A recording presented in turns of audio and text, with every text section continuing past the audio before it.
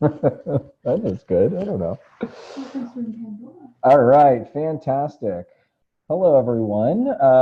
I think we're going to get started as people join. We'll kind of do some trickling in here, and I see a lot of faces that I know and names that I know, which is awesome, and then some names that I don't know. So I'm happy to have sort of a good mix here. My name is Josh Levine. I am a culture design, I don't know, maybe verging on expert. We have, this is our first web training, our first web class on the future of culture. And then with me in the office, I have Shelby Jones, who is second in command, is going to be here to provide a little humor, maybe a little making sure I'm on pace and everything, so that's good. But also, as I was saying, we want to make sure that this is an interactive experience, so it's not just a webinar, which I feel like has a lot of baggage. Yeah, we want to kind of have a very close kind of conversation on the future of culture, and I guess the part of it that I think is really interesting is that I don't. These are my guesses as what's going to happen in the future.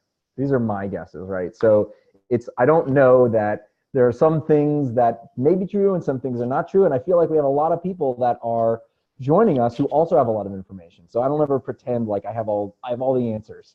And so what I want to do is, as I go through each of the trends, we're going to kind of toss it to you guys to look for examples or maybe some feedback, or if you want to challenge the idea, because we're just here to kind of grow this, right? So I don't know. I think this is just an interesting conversation. So the first thing I want to do is actually go around and have everybody introduce themselves. So maybe unmute yourself and give us your name, where you're calling from, if you want to just quickly say the company that you're from, or if you're calling on behalf of yourself. Just kind of quickly, we'll go around the room. You don't have to, we don't have to do video, but you can. And I'm going to call Dirk, and Dirk's going to introduce himself. He's a old friend, and so you win the first introduction slot. Well, wonderful. My name is Dirk. I am living in Germany now. I used to live in the Bay Area until like 2012. I used to work together with Josh on a rebranding project. I think it was back in 2007 or 2008.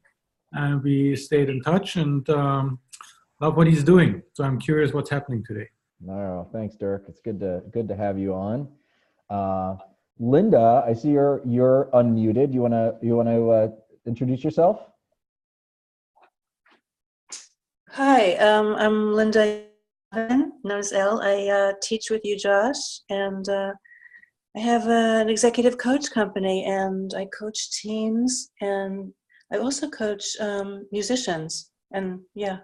Cool, very cool. All right, Linda, I know you're gonna have some interesting observations, so I'm pleased to have you here. Who else would like to go introduce yourself? Let's get through this fairly quickly. I'll need you to volunteer because we've got a lot to cover today. So,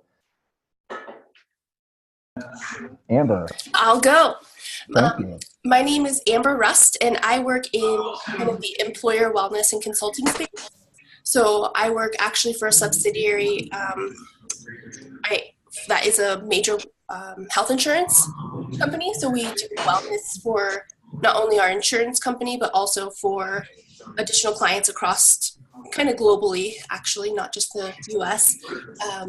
And I just recently moved from the Seattle area to Boise, Idaho. So. Fantastic.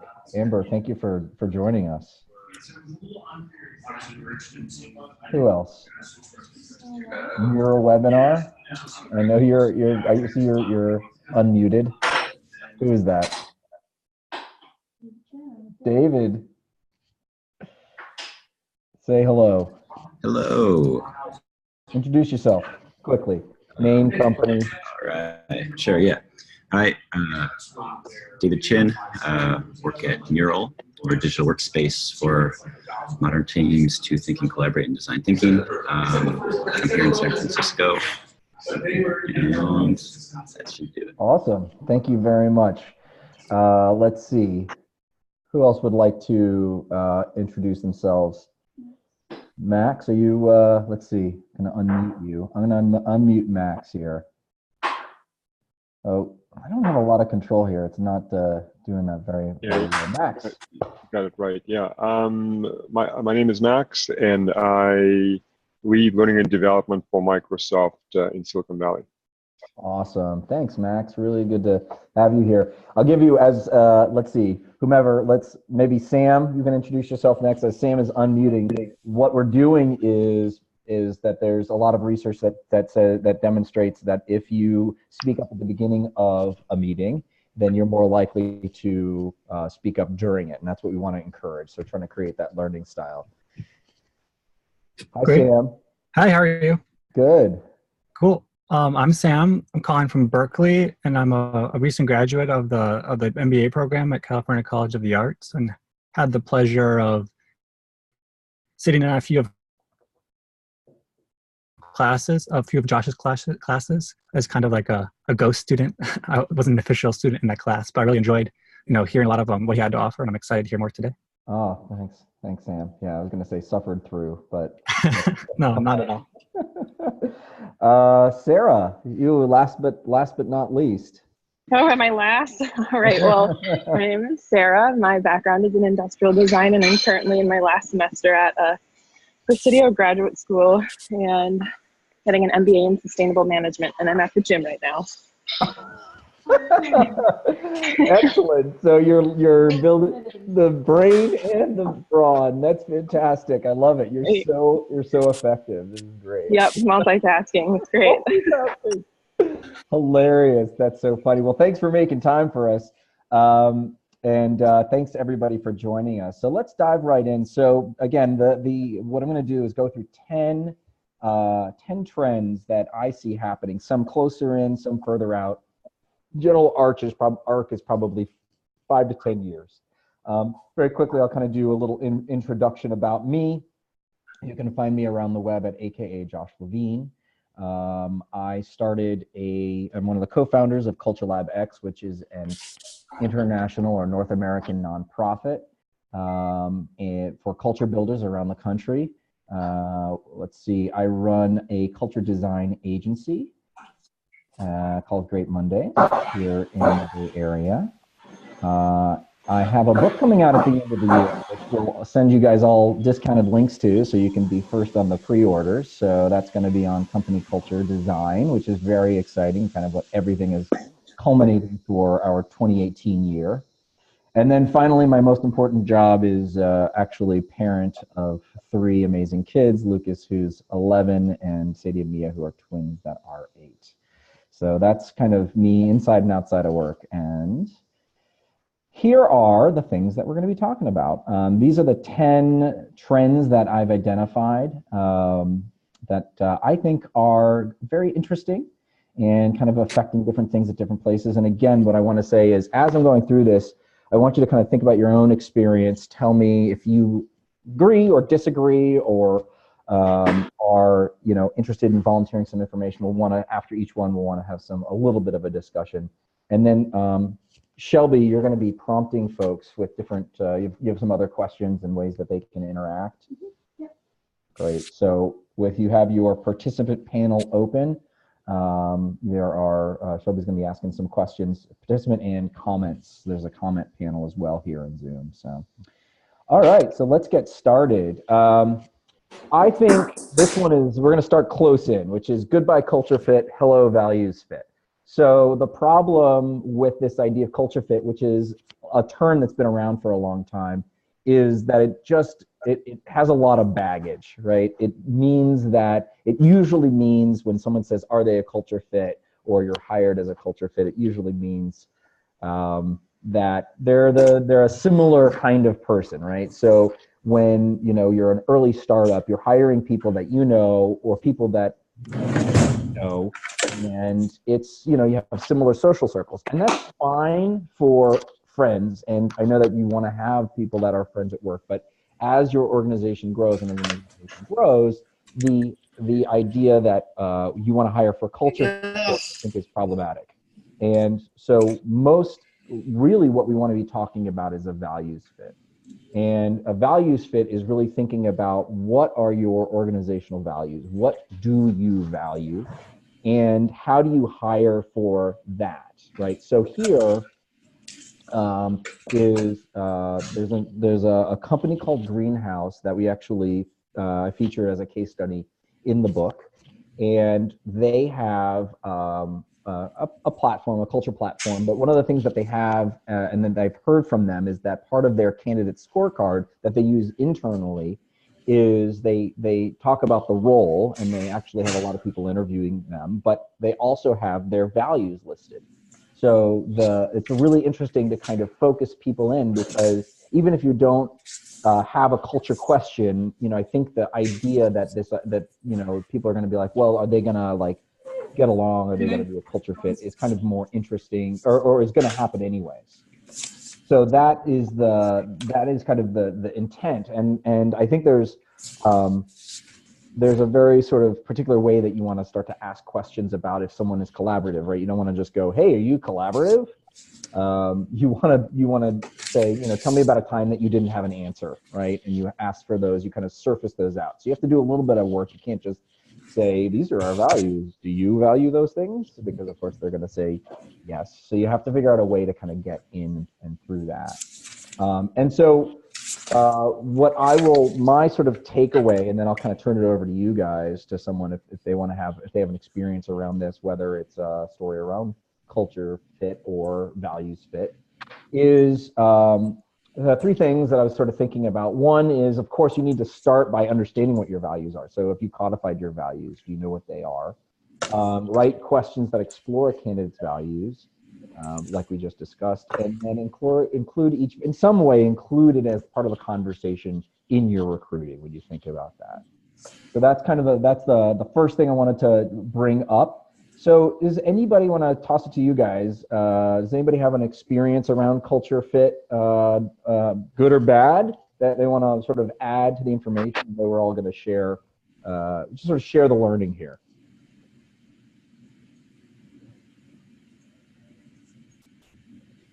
You can maybe raise your hand if you have something to say.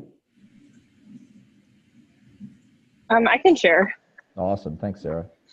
I interned at Brandless over the summer, and they had launched just 1 year earlier. And so, of course, their team was small, but the company was scaling really quickly. So while I was there, they hired several people, but I could tell between the time that I started and the time that I ended, the type of person they were hiring was a little bit different. When I got there, it's like the employees were very close, and were all sort of had similar attitudes towards their work. Mm-hmm. And then when I left, I could tell like they started hiring a few more people strictly for their skills, and less because of cultural fit, but still sort of along the same lines. So that was interesting. Interesting. So what was what size are we talking about? How many employees when you started? How many employees by the end when you were talking about the end of the shift? Yeah, when I got there, it was in the 80s, and then when I left, they had just hit 100. Mm-hmm. Yeah, so there's sort of this evolution, right? Different kinds of people that join, and then as you get sort of bigger, who's in charge of hiring is maybe not as close to the inside of the culture, and so that's kind of interesting to think about that in relation to scaling, right? And we have a lot of thoughts around scaling. Anybody else have something that they want to offer around values? We're not going to sit too long on this. We've got 9 more to cover. Why don't we have people raise your hand in the participants window if you know what your company's values are? Good question. All right, so in the participant window, raise your hand. You don't have to speak necessarily, just taking a poll. Okay, quick poll, everybody. So open up your participant window and click on either yes or raise hand or something like that. so we could see you. All right, so David knows. Maybe we've got a bunch of freelancers. Maybe we have some freelancers. Do you know what your own values are? That's a good point. All right, cool. I like that little hand icon. We haven't used that before. Very cool. Maybe we have some values misfits in the room. Oh, People that don't align. that's right. That's a possibility. I do like misfits. That's fine. All right, good. Thank you very much. We'll go on to the next thing. All right, so self-driving isn't just for cars. So what I'm talking about is something we'll get into a little bit later on, but the idea that that employees are not staying at jobs as long as they used to. And there's a whole slide around that in just a second, but I think one of the implications of that is that employees no longer have, the individual no longer has the infrastructure that a company might support to have their own career path, right? To guide you, right? Where it's like, what is the ladder? I join a company, if you think about sort of 30 years ago, 40 years ago, you would join a baby boomer, or someone older would join an organization, and then it was like you stayed at the organization and you essentially worked your way up, right? You're a company man, a company person, and that was kind of your career path. And then a decade later or 2 decades later, it wasn't for your entire life, but there was a decade or two that you were with an organization, and you basically leaned heavily on that organization. But we don't have that anymore. And so one of the things that I think is really interesting about where we are right now is that we have to think about, as individuals, what it means for us as we craft our own careers, right? So one of the things that I kind of look at is the rise of the term like your personal brand, right? Like that idea has really come about in the last 10, 15 years. And the reason is because you have to take responsibility, right? So when you think about building your own brand, we have to think about, what do you stand for, right? So no matter what kind of organization you join, what is it that you're invested in, right? And so for me, I had this moment when I left an organization over 10 years ago, and I had to think about what I wanted to do with my own career, because it was during the housing bust and the Great Recession. So I didn't have a job to join, so I had this opportunity to think about, what is it that I want to do with my life? And that was how I sort of found my purpose around company culture, helping people be happier at work, right? So what's my purpose? If you think about brand, what's your position in the market? How are you differentiated? And thinking about, how do you build your own skills? So that's the first piece. And then the other piece is that because you don't have the support of a organization, you have to assemble your own team, right? So who are your mentors in life? Can you create your own professional board? Who are the coaches? Can you establish relationships with somebody who was at an organization that you were at, and then as you left, you still kept up that relationship, right? So relationships, networking, that whole piece is really important now. And I think it's not necessarily, I mean, it's happening, and it's going to happen even more as you think about kind of where you're going with your career. So that's, does anybody have, I know I've got some sort of folks early in their career, some folks that are a little bit later in their careers on the call. Is there anybody that has a story or want to share about maybe something like a successful success that they might have had when they, a particular tactic? Oh, I went and joined this organization or this kind of professional organization that they want to share with the group?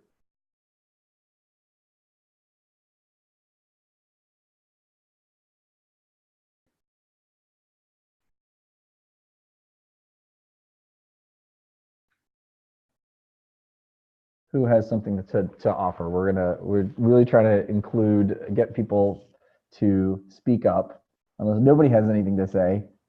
Sure. Yeah. Well, it's not necessarily about joining a group, but I guess something that it was difficult for me to do, and I've been trying, had this intention to do more, is like kind of just kind of cold reaching out to people who maybe I'll follow or appreciate the message they're sharing on in public channels. And perhaps I could see them as a mentor, but maybe it's also more of like a peer that we can be like, I don't know, just have some ongoing dialogue, even if we're not in the same city or we're not really friends, but maybe, yeah. Yeah, right. So social media, activating that, like there's this huge opportunity to follow people all across, you know, the access to all these folks, right? And so that's People don't have to be at your company now. They can be anywhere. Yeah, exactly. So I think there's something very, very compelling about that. And maybe it's not necessarily that they are an explicit coach or mentor, right? But you're able to connect with them in an interesting way. So I applaud that. That's no easy thing to do. So, and it takes some energy. But I think that's the point about this one, is that it takes, you're a protagonist, right? You have to kind of step forward and take action in order to do that piece. Awesome. Thank you for sharing. All right, so number 3, the whole self workplace. So this is one that I'm just starting to explore, and I think it's really interesting, and we're starting to get a little further out there now, right? So I think usually or typically what has happened in the past is that the rule has been you come to work and you're a professional. I know that early in my career that I was chastised for sort of talking about maybe some of the challenges that I had as a young father. Right, where it was like, oh, I'm not able to do this because of my kid or whatever it ends up being, and that, you know, that was a really challenging moment for me. And now I feel like if organizations are going to ask more of each person, right, to step forward, and it's not just about the 9 to 5, right? You're a brand advocate, right? Like you are out there, you should be, you know, thinking about being passionate about the company you work for, right? And it's like the company's asking you to be more, to step forward and commit more and offer more, right? It's not just about being at the desk and answering emails. Then I feel like the organization needs to be more encouraging of bringing your whole self to work, right? That's the concept is really like, it's not about leaving your personal self at the door, right? Like we have to still get our jobs done, but we're spending a lot of time at work. We think about it all the time. Why can't our work peers also be some of our community? And it just feels only fair that we would do that, but also it's necessary. It feels like we need to establish and have, if we're going to bring, you know, if we have to bring more effort, we have to be able to be ourselves. We can be more effective as workers if we can be more of ourselves at work. That's really where I feel like we're heading in this space. So I feel like we're pretty early in this, and I don't know a ton about this, right? I'm not an organizational development psychologist. I don't really have that, but I feel like this is going to be really important, particularly if you're thinking about recruiting or retention. And so that's, you know, I kind of want to bring that up. I don't know. I'm going to put Linda on the spot. Maybe Linda, you have something to offer about this. I don't know if this is something that I kind of just made up this term. Can you offer or help us understand this a little bit more? I know you do a lot of this kind of personal coaching, so you might have something. Will you be willing to share something with us? Let's see if she's here. I'm here. How do I unmute? I unmuted you. Okay, great. Yes, I like that question. And to me, it is the question for the 21st century. One of the things I like to talk about is the fading divide between our personal and professional selves. And that's a really powerful starting point. You know, I'm actually in the middle of preparing a presentation for the Berklee School of Music in Boston on this topic. And yeah, I think it's the name of the game, that unless people are bringing their strengths to work, and not just bringing their strengths, but have opportunities to test out what they don't know, something's missing in the team culture. Yeah. Awesome. And in that way, I think musicians are a great metaphor for business teams, because it's all about bringing it when it counts, but also having somebody else's back when they stumble. Yeah. And I don't know if this is making sense, but yeah. Well, I mean, I think to me it feels like in sort of this ambiguous kind of space we live in work-wise, there's sort of, you know, what is my responsibility and how do I step forward? We need to trust each other more. And how can you trust someone that you don't really know, right? So if you're going to build those authentic yeah. And one of the pleasures of graduate school is that you go through the trenches with people, but it's safe to test who you are. And I think that same kind of ethos needs to resonate in workplaces. Awesome. Thank you, Linda. I thought You're welcome. You have something insightful to say. Shelby wants to comment.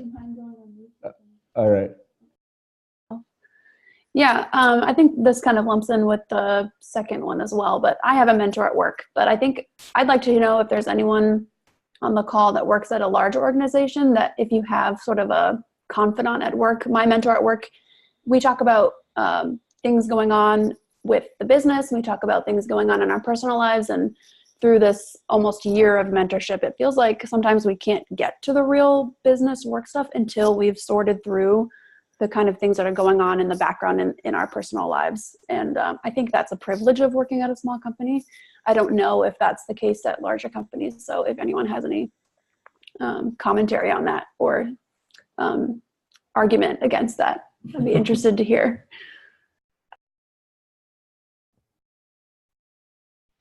Yeah, anybody working at a larger organization that do they feel comfortable? Let me chime in if you want.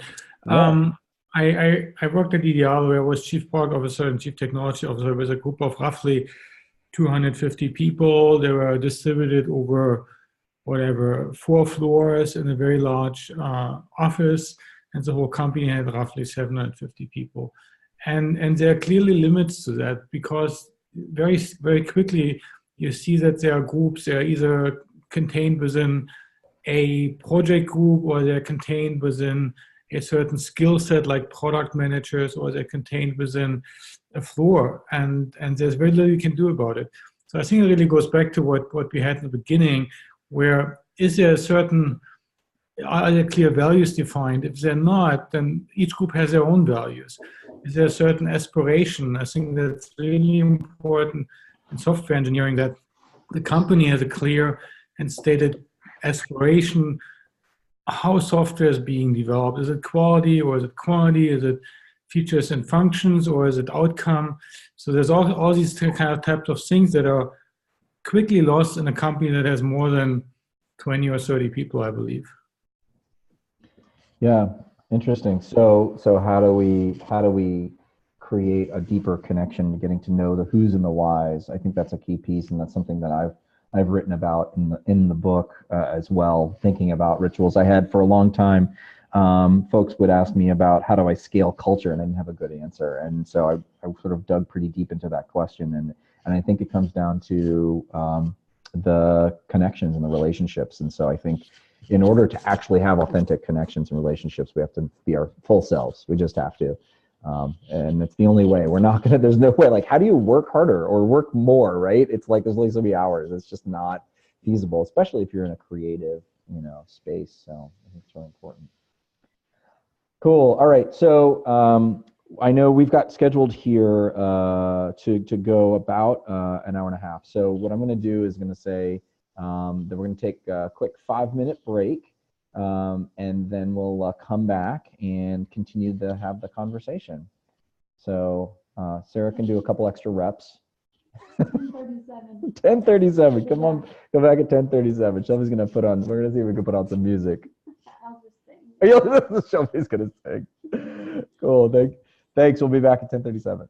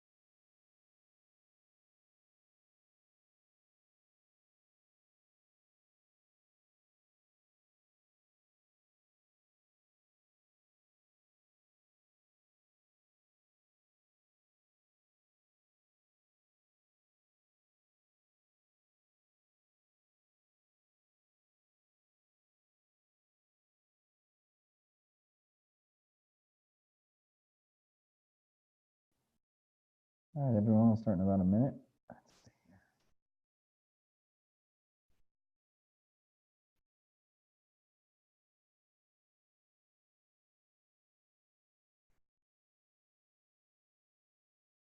Say, Josh, could I ask a follow-up question to the last point? Mhm. I was just wondering, for somebody who's a business leader, I think a lot of times it can feel like they're always trying to mitigate risk and manage that risk, and maybe trying and kind of welcoming people to bring their full selves to work might feel like taking quite a big risk in some ways. And I'm wondering if you could maybe speak a little bit to the risks of not encouraging people to bring their kind of full selves to work. Yeah, no, I think you're right. I mean, it is risky. It's definitely opening up and being very vulnerable. And I think that's probably the primary challenge, right? Is like you're trying to keep everybody safe. But I would almost lump this in with kind of the idea of, how do you innovate, right? You have to take risks.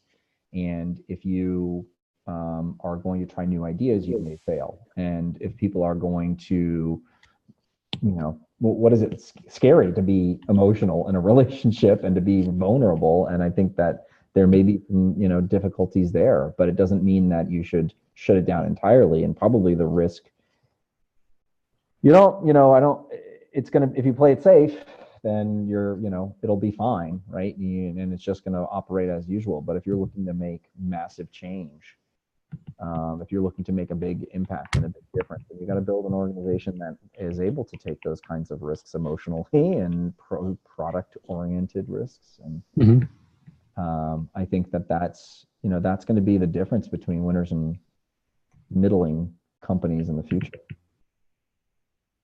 I don't know. I mean, do you feel like is that a fair comparison? The sort of the emotional risk of bringing yourself to work and innovative risk, or is that different? No, I think it seems like a fair comparison. Like you're kind of encouraging like an atmosphere of risk taking to move forward, both in your kind of interpersonal relationships, but also in terms of your business goals and objectives. If you're a product service company, developing those new products and services, I think it probably helps to have an aligned kind of way of approaching things, whether it's product or service or relationship. So I think that's it. I think that's great. Okay, cool. Thank you. Shelby, I just got a note from somebody who's still trying to access it. Can you text me the link, and I'll send it to Hilton. See if we can get it in here. Thank you.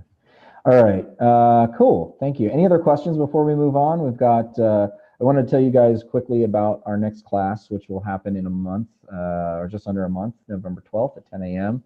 I'm going to be going through the 6 components of company culture, which is the premise of the book. So we're going to send out a follow-up we'll send out a link to the video, and as well as the this PDF, and then some other links to sign up. We'll obviously give you, make sure that you guys get a discount and all that good stuff. So I'd love to see you guys there as well. It's been it was really nice to have some friendly faces and some folks who are excited about this stuff. As excited as they are to me, as I am.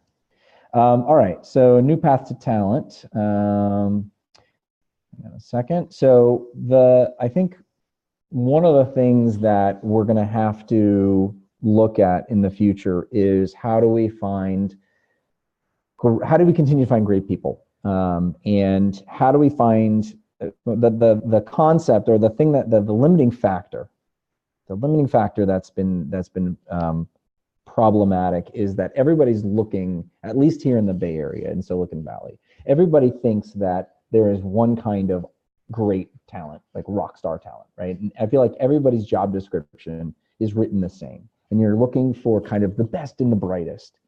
But the problem with that is that there's a limited number of folks that can fulfill that. And so how do we think about broadening our concept of what we think is great talent?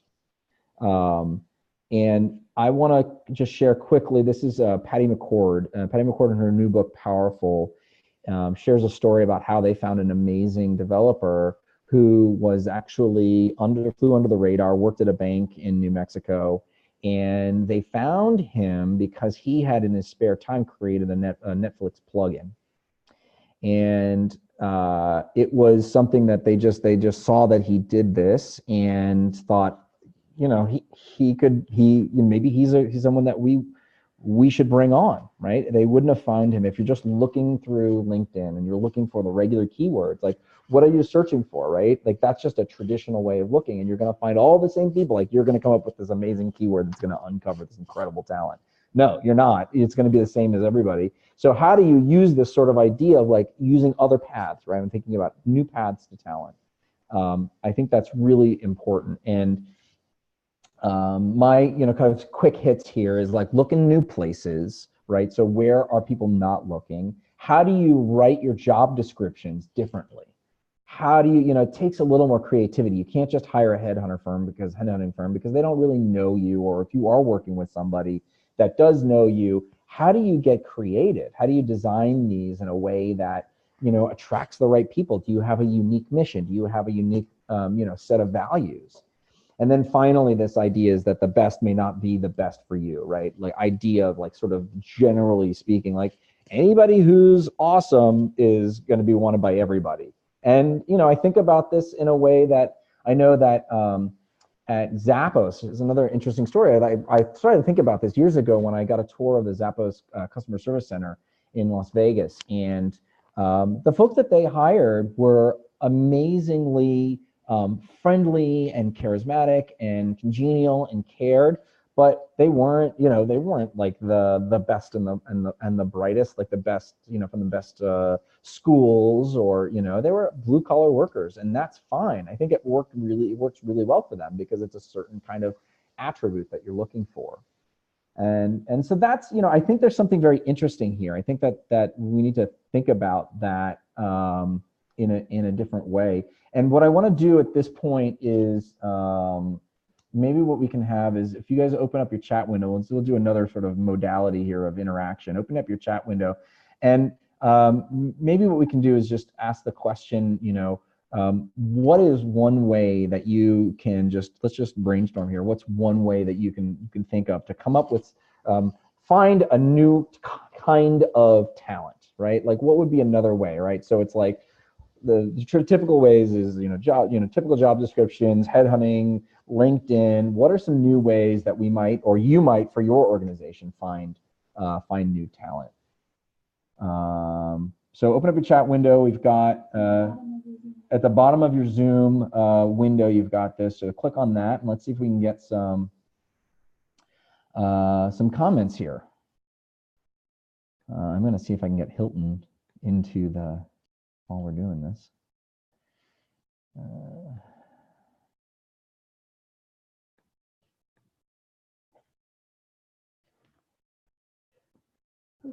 Host an event. I was thinking about this. What do people think about influencers, using social media influencers? Is that a way to scout new talent, like people that review products on YouTube? Oh, I see. So have a big following already, like, is there a way for companies to tap into? Well, maybe are you talking about like already people that are brand advocates? I mean, I think maybe kind of, right, where it's like someone who's already doing, kind of a subject matter expert. Yeah. So Sarah's saying host an event. I don't know, Sarah. I mean, what are you thinking here? Is it, you can something where you can find the right, just kind of bring in a group that are already kind of listening to your brand or listening to your company, and you can look for those advocates. Maybe that's kind of interesting. I like that idea. Does anybody else have an idea about how we might find some new people? Sam says connect through a shared passion activity. So, all right. So Sam's saying he's, he likes to climb. He's a rock climber, and so how do you connect through a shared? It's kind of like dating, maybe, right? It's kind of like you find something interesting. Sam, talk to me. Yeah, I think, I've been a little bit on the other side of this, and I'm kind of, deep in the throngs of job hunting, interviewing. Yeah. And I found a lot of success just in kind of like letting go and not trying these traditional channels, but like out on kind of like serendipitous, like when you're not, you know, trying hard or pushing, I've met people, you know, surfing, climbing, who are just kind of like really open and kind of nice to establish a connection, not kind of primarily on the like what can you know we do for each other professionally, but kind of develop that like that shared passion connection, and then we get to know each other, and from that build a professional connection. So some kind of like a fun different approach than the traditional kind of coffee, you know, LinkedIn skills. Well, so maybe I'm starting to see this, you know, this trend here is the deeper relationships. I think there's something really compelling about meeting someone in an authentic way. So I don't know, is it scalable? You know, I think that's another question, but maybe that's not the question where, you know, it's like we can figure out how to scale it in a little bit, but we need to, you know, look beforehand. So that's great.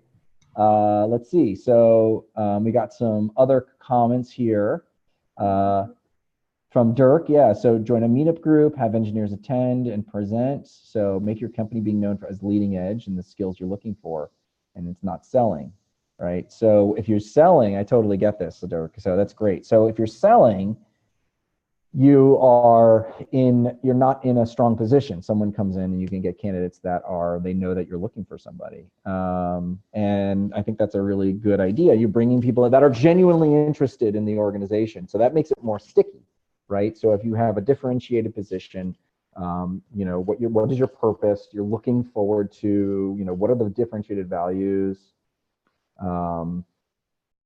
So I think there's something really compelling about that. David's saying some sort of hackathon event where participants can show their chops. Nice. I like that. That's really great. So if we are developer focused, I think that that's a really compelling way to think about, you know, how to bring those folks in. So that's good. I like that. Very cool. All right. So let's keep going. All right, here we go. Number 5, retention is dead, long live work cycles. So this is this idea that I first thought about when this book came out, The Alliance by Reid Hoffman. Definitely recommend checking it out. So the late 2000s, this came out. And Reid, who's the founder, one of the co-founders of LinkedIn, he talks about tours of duty. And I like this idea, right? So it's like we can acknowledge and embrace this idea that we don't stay at companies very long, right? It's like 24 months for most of North America, 18 months here in the Bay Area, right? And it's just accelerating. And I think that's a really difficult challenge to be in, right? Like, how long does it take to actually get someone onboarded and productive? You know, if you're spending 6 months getting them up to really be valuable and they leave in 18 months, I mean, that's a completely unsustainable piece of business. And you're already, you know, I know we've got tech clients that are just like trying so hard to find great talent. And so if you're not retaining them, what does that mean, right? Like, how do you do that? So you think about, so instead of thinking about retention, so if I wanted to be a little bit more incendiary, I would say retention is dead. Stop wasting your efforts on retention and start thinking about how do we actually work with this new capacity, this new reality of work, right? It's how do you get people in faster, up to speed quicker, and creating value sooner, right? And then not be upset when they actually do leave. So my thinking here is that we need to rethink a lot of different things. These are just a couple of them in this sort of new reality, right? One is when you are interviewing folks, do a good job of creating an amazing candidate experience. And how do you think about turning no's into advocates, right? So if you're cycling through all these people, you're interviewing all the time, you're touching a lot of people, how are they brand advocates? How can they become people that bring other people in, right? So that's one way. How do we accelerate or amplify the top of the recruiting funnel? Another piece, and once we get people in, how do we think about making projects more modular, right? So get them on, as opposed to hiring for a role, hire for a particular project, a particular piece of a project. This is what I want you to do, and this is what I'm going to have you commit to do in 6 months. This is what we want, right? And so we're going to define it in this way: start, continue, stop, and then you've actually defined this and get more explicit about that. How do you get people to stay, to create that value, so they're not left, they're not leaving in the middle of something, and it becomes problematic. Like, how do you actually say, okay, great, you're done with this piece. Do you want to stay? That worked out well. We thought you did well. Do you want to stay, or do you want to work on the next thing? I think there's sort of this interesting idea, again, not fully fleshed out, but I think there's something there. And then finally, much like universities understand the compelling power of alumni, how do you make sure to keep in touch with folks that do leave, right? Because we know that they're going to. So we're not going to get upset about it. We're going to say, awesome, thanks for being here. We'll see you out there. They become brand advocates. They're going to send you new people. How do you continue to create value for your alumni? And I think that that's going to be a really key component of this, right? So instead of thinking about, like, you bring people in and then the entirety of your focus is, trying to keep them here, right? Let's release that and kind of open it up and think about the entire ecosystem.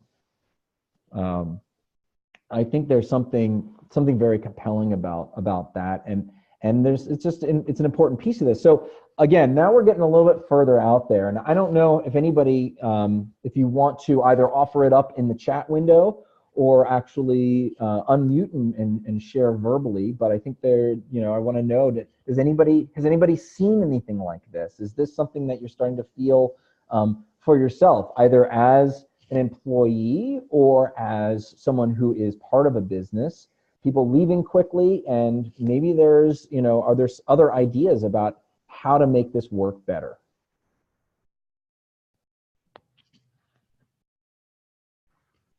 So open up your chat window. David?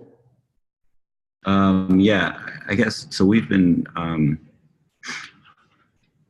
trying to hire several different types of folks here, leadership and otherwise, and it's been really difficult, but we've met a bunch of really talented, amazing folks, and so for everybody that hasn't worked out, well, for several of them, we've basically tried to figure out some way to have them kind of stay in the network as like almost like a consultant for their expertise. So for example, there's somebody who's we're looking to hire as like a head of growth type of position.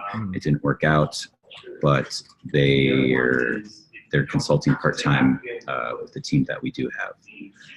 So we still get their value in it. For their time, they're getting, they're getting compensated, but they, it worked out for what their personal and professional needs are too. Right, I love that. Okay, so there's something really compelling about that, right? Where it's this idea that maybe you're not, maybe you'd like to hire a full-time position, but maybe that's not really, that's not possible. So what are some other ways, how do we sort of broaden or open this idea up around, how can people, instead of thinking we need someone for a full-time position, maybe thinking about we need a way to accomplish this problem, solve this problem, right? Maybe there's other ways to do it. I think that there's something very interesting about that. How do we reframe that challenge in a way that can get the best of folks and work in this kind of new reality? I think that's really interesting.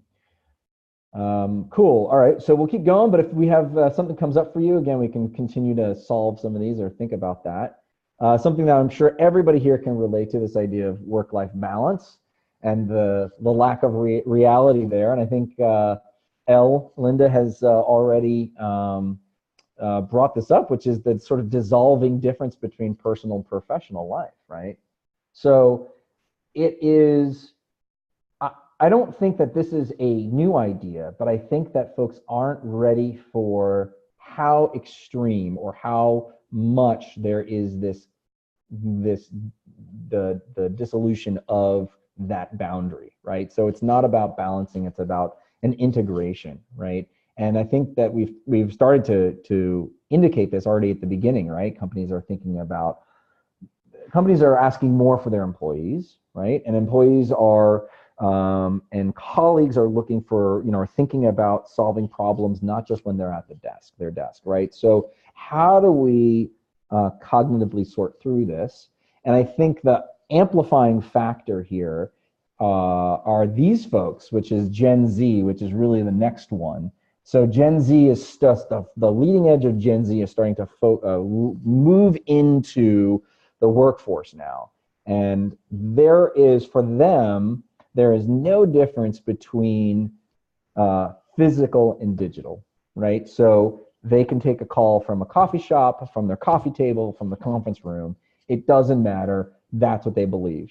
And the problem is that if we continue to run our businesses in a way that does not, I'm not going to couch it as like catering to that, but acknowledging the reality of that. They're going to find other ways to do their own work. There's so many other ways to do it. And I think that boundary is really important to acknowledge, right? So here comes Gen Z is a really interesting thing. So let's talk about some other boundaries that are being kind of crossed. And I'll start, open up your chat window or unmute yourself if you want to offer something. Something I've observed is the success of WeWork as a concept for how to work. And WeWork is, the value is that they're charging to create this community where they create this intersection and make sure that people actually have non-work things to talk about. So I think there's something very interesting there where it's like they're actually creating a workspace that, doesn't even have walls in most cases, literal boundaries. Dirk, I see you're unmuted. You want to offer something here? Yeah, I mean, this could get long-winded because I may have a different perspective on all that. I mean, I love it. I do believe that people more and more, especially in our type of work, which is creative, really have no downtime, meaning thinking about stuff certainly longer than 9 to 6 or something like that. On the other hand, there's plenty of research also out there that people need downtime. People need to be offline for a day or two on a regular basis. And I think it starts with an employer accepting that and really more or less enforcing it so that it lets people off the hook from their work for certain times, because just working around the clock is not necessarily creating better results. It may create more features, but not more outcome. And I think we have to kind of change, and this goes back to your first slide, what are the values? And I think the values are always not output, but outcome. And outcome in product and engineering is certainly not to do more, but to do less. And I think we have to really teach ourselves and our employees or our staff, whoever, if they're employed or freelancers, doesn't really matter, that this is all about creating value and not just creating stuff. So right now we are in this hamster wheel where we just create stuff all the time. And I do believe really that we should have a different thinking about it and really teach that. Obviously, I come from a product perspective, and in product, I mean, people always ask me, I'm doing this as a consultant all the time, and I'm asking people, so what do you want? You want better products faster to market? And everybody's saying, yeah, exactly, that's what I want. We have this huge backlog of things we have to do, and I'm telling them, listen, the only way to get better products faster to market is to do less. You have to decide what you really need and get rid of all the crap. Yeah. And that's why I'm concerned about this notion of, well, work is now 24/7. Yeah, I think that's right, and that's the other side of it. We have a client right now, multiple people that we've talked to that we're working with somebody right now on their this high growth tech company here in the Bay Area. They're actually international now, and we've heard from more than one person. Oh, I took the day off. I'll never do it again. Or what did she say? There was a woman. She said she had 120 hours of paid time off she hasn't taken because it's just too crushing. And that is totally not what I see. I agree with you, Dirk. I think that's really, people need to have that time off, right? So there's this interesting, I don't think those two ideas of sort of this work-life integration and being able to take breaks are are different, right? I think they need to be together. And as a matter of fact, I would argue they need to be even more connected, right? Because work is so much part of our lives, we need to be more clear about taking these breaks, right? Yeah, I mean, you have kids, right? And I raised a couple of those. And you know, when you have time with your kids, you have time with your kids. You shouldn't have your cell phone and answering Slack messages or whatever you do. You know, but in essence, over the last 10, 15 years, since we have smartphones, I think it all started with the stupid Blackberries, that people really take their work everywhere. Yeah. They take it into the movie theaters, they take it onto the playground with their kid. And that has to stop. And that is a company culture. It's a question of, is it really helping? And it, you know, the reason why I never had a Blackberry was because I felt like the moment I have a Blackberry, I tell everybody, oh, this guy is answering his emails 24/7. Well, I didn't want to have that. Yeah. No, it's true, and I think this is, I think this is a conversation clearly talking about we need to really focus on that in a more compelling way. Alex, you want to add something? Yeah, I guess this kind of goes back to a little bit of my background. So I have an industrial design background, and I remember at school, every time there was when there was a final presentation, the entire class, we went out for drinks, or we had a little event kind of celebrating the fact that we all accomplished something. And then when kind of coming to the professional world, it was kind of just as you're saying, kind of moving nonstop, just keep going, finish the project, that's great, but we have 2 more projects in the schedule, got to start working on it.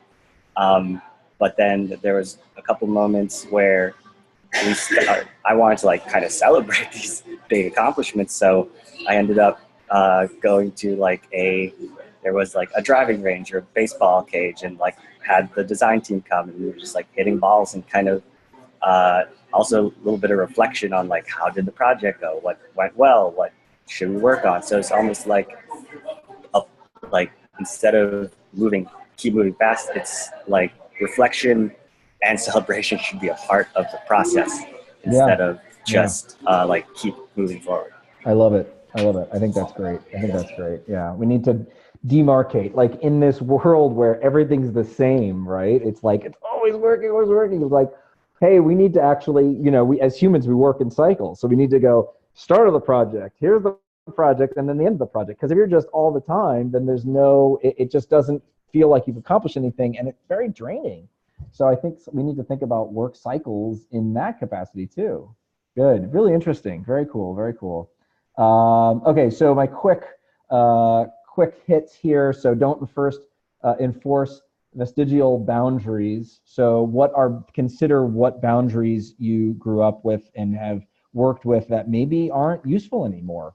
But maybe to our conversation, what boundaries do need to be enforced, right? So maybe we need to think about, before it's we didn't need to enforce the weekend boundaries, but now we do.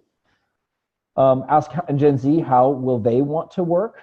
I think is really critical, because that's the way the world will be working. And then the other, I think this concept, we're sort of flex and blur. What are the boundaries?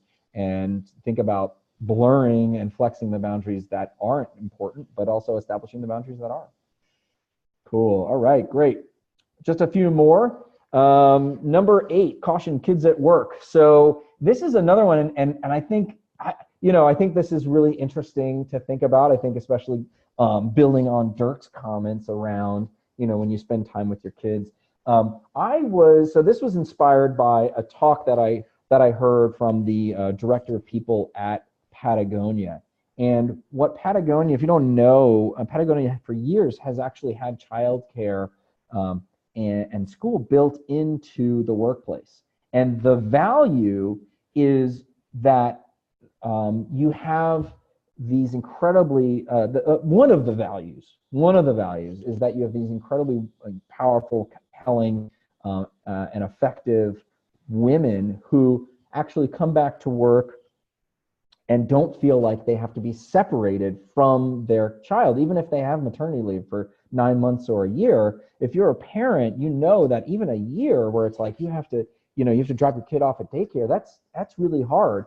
And it actually discourages if this sort of to be on the mommy track, right? Which is what the sort of old term for this was, where it's like you have to choose, because when you come back and you're like, I don't know, it's 3 years later, and you have to choose between being a mom and being at work. And I don't think we have this opportunity to actually bring those two things together. And it's a really amazing way of thinking about talent development, and how the reason why at Patagonia, one of the reasons why at Patagonia there's no difference there's no salary gap, right? They get the women take time off, what they need, and then they come back and they have that childcare on site, and they can spend time with their kids in the middle of the day. And it's like they know that they're working all the time, and this is it's just not necessary to have to choose between being a good parent and being at work. And so I think we're feeling the pressures of that. And I just felt like I saw this and I was just, sobbing, first of all, but second of all, I just thought, oh my God, this is such an incredible, powerful way for work to continue to, it's like to deliver on that bottom line, to retain amazing talent. We've already talked about how difficult that is. And you lose some of mostly women to this, challenge. And why does that need to be the case? So there's something just really, just really powerful about this idea that I just love. And, I'm not an expert in it, but I just thought this is something that we need to think about. Is anybody, I don't know, let's see. So thoughts, I think thoughts on this idea. Are there downsides? What are some practical ways that this can't, why wouldn't this be a good idea, maybe to sort of challenge it the other way? You want to put in some, anything in the chat window, if you have a comment, or if you want to offer something. Let's see.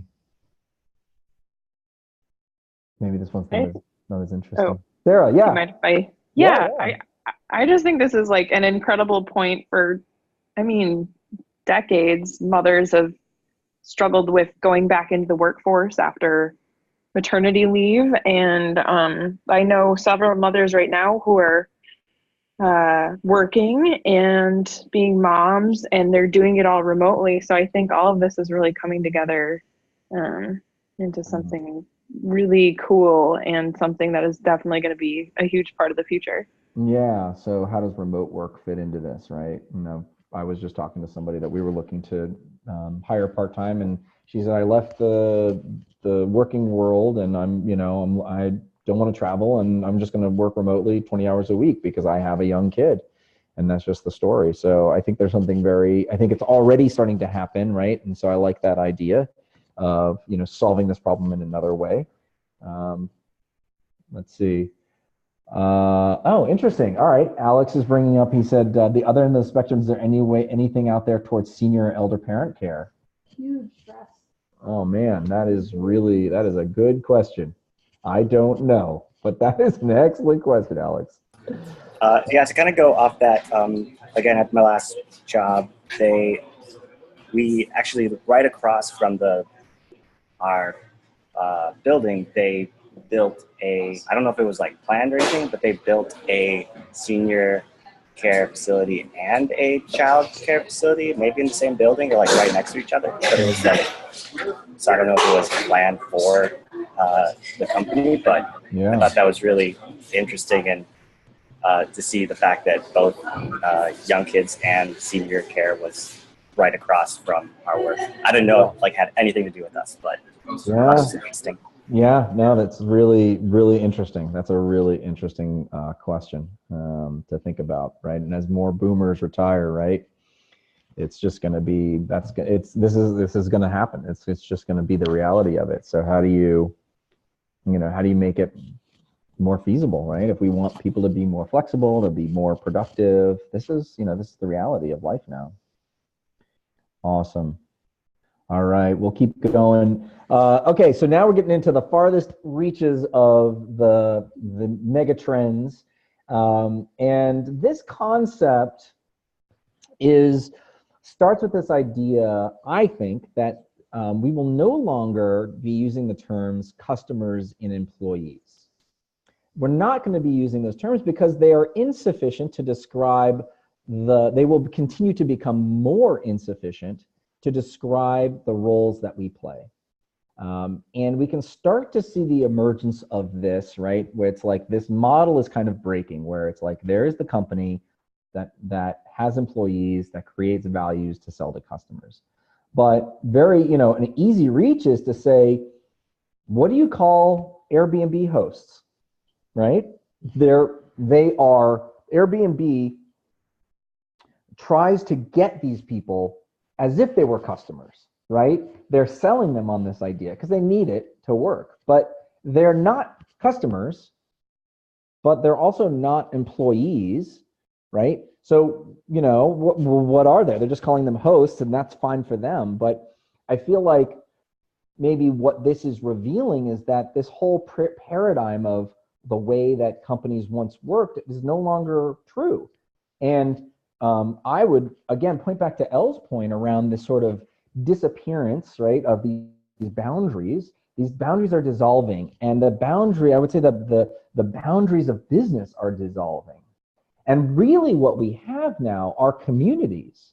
We have communities internally and externally, right? So if you remember at the beginning, we talked about how companies are asking more from their employees, and employees are asking more from the company, and customers, maybe they're creating, the idea of who creates value is no longer strictly, sort of this give and take of dollars for product or service, right? We're already starting to see that social capital, attention, right? Like if I give you my, everybody's sort of angling, I want your email address so I can start to offer you things and tell you things. And we think about these advocates, right? We talked about how do you turn a no into an advocate? How do you turn your alumni? How do you activate your alumni network? How do they fit into this?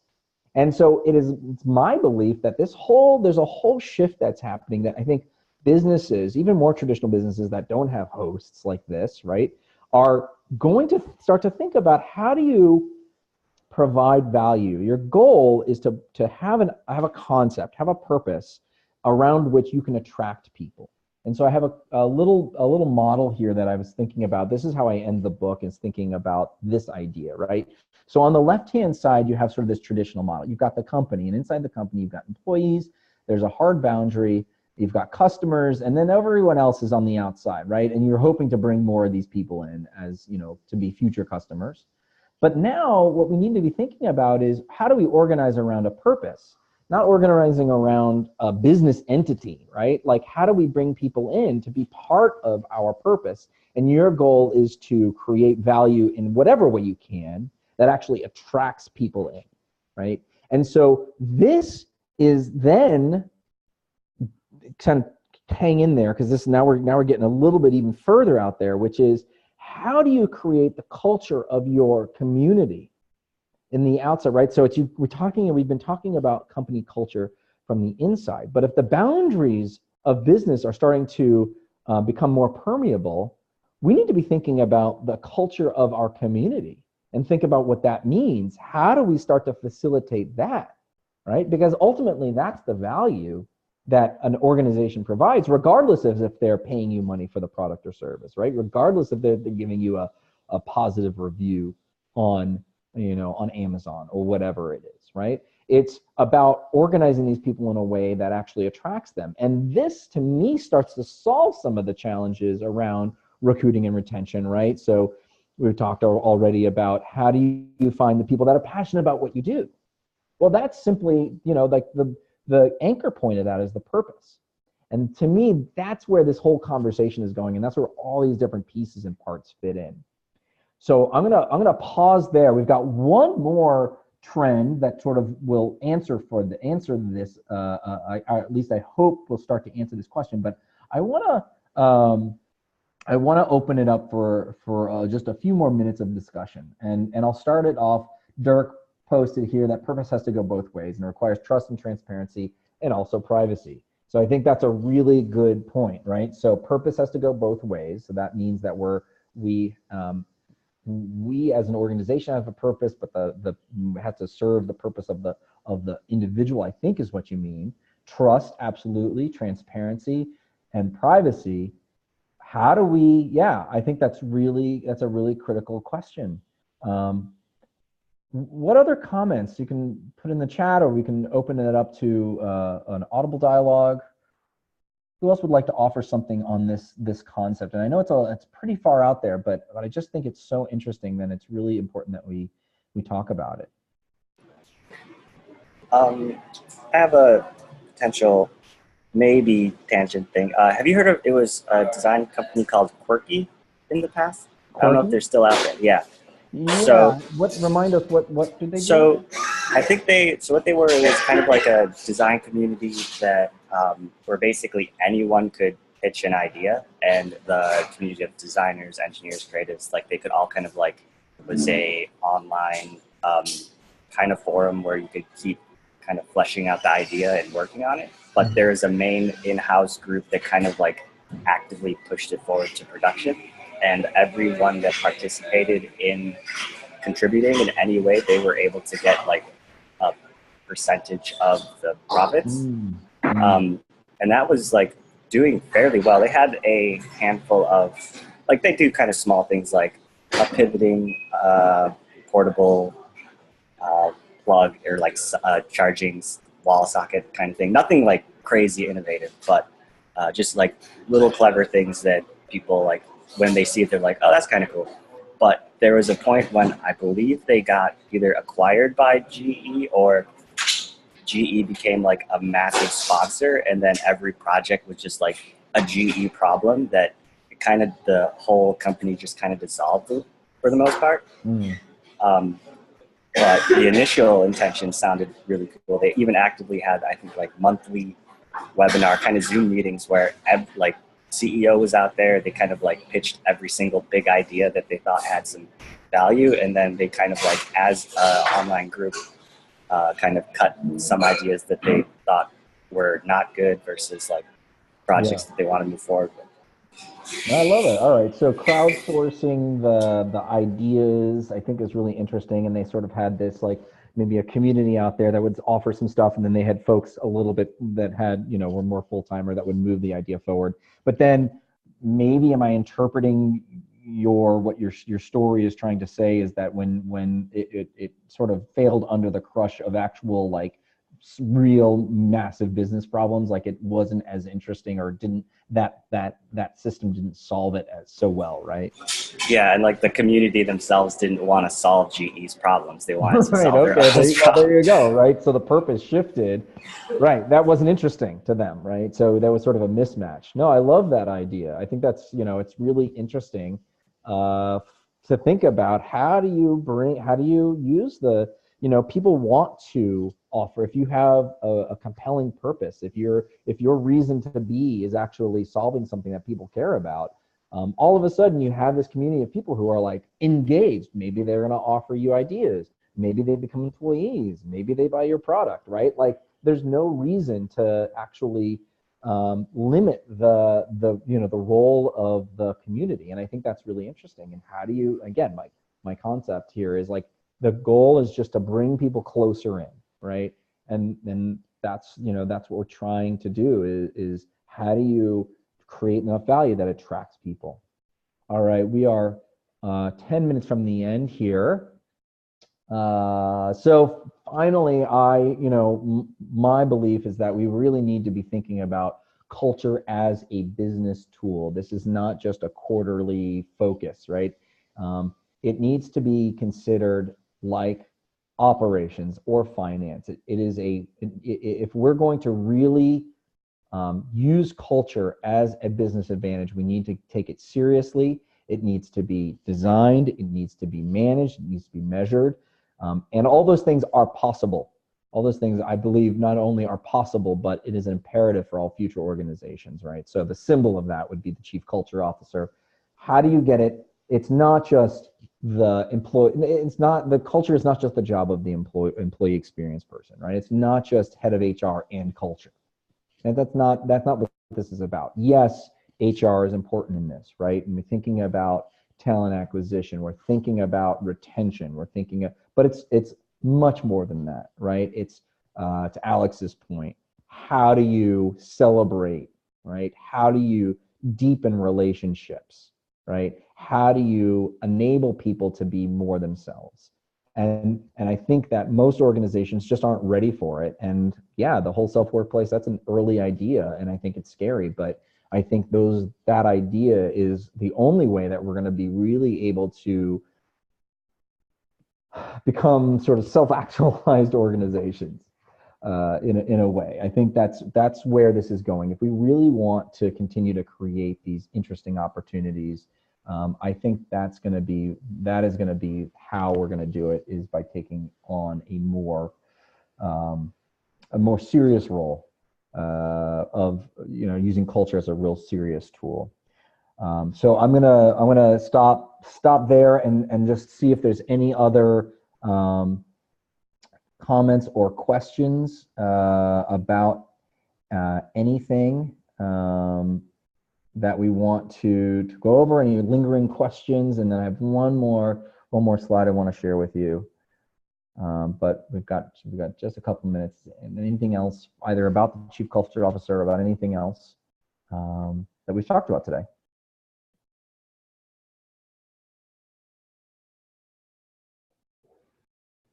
Thank you, everybody. It has been a lot of fun. Here are all 10 of these. If you wouldn't mind, before you go, I'd love to know which one of these you'd like to know more about, so that we can dig a little bit deeper into this conversation and do a little more studying around one of these. So maybe before you leave, if you can just type into the chat window which one of these you would like to learn more about, and I'm certainly going to be thinking about them and writing more. I will flip back to this in just a second. And finally, just another quick plug. The book is coming out at the end of the year. You can find out all that information about that at greatmondays.com. we're going to send out a thank you email with a bunch of links in it, including a 40% off link for the book. You can get it 800 CEO Read. So that'll be coming to you shortly. I'll leave this up here for another couple minutes.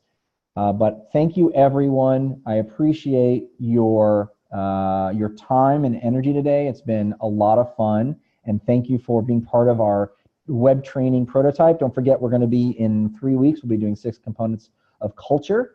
So please look for a link to that. So thank you, everyone. And again, before you go, type in the window which one of those you'd like to learn more about. Special thank you to everyone who offered up ideas throughout. I think this was a really interesting model. I've never been part of something like this, and so I think this worked pretty well. I think there's some things that didn't work as well, but we'll continue to refine it, and it's wonderful. So thank you so much, everyone, and we'll see you next time. Awesome. Thank you. Thanks, everyone. Thank you.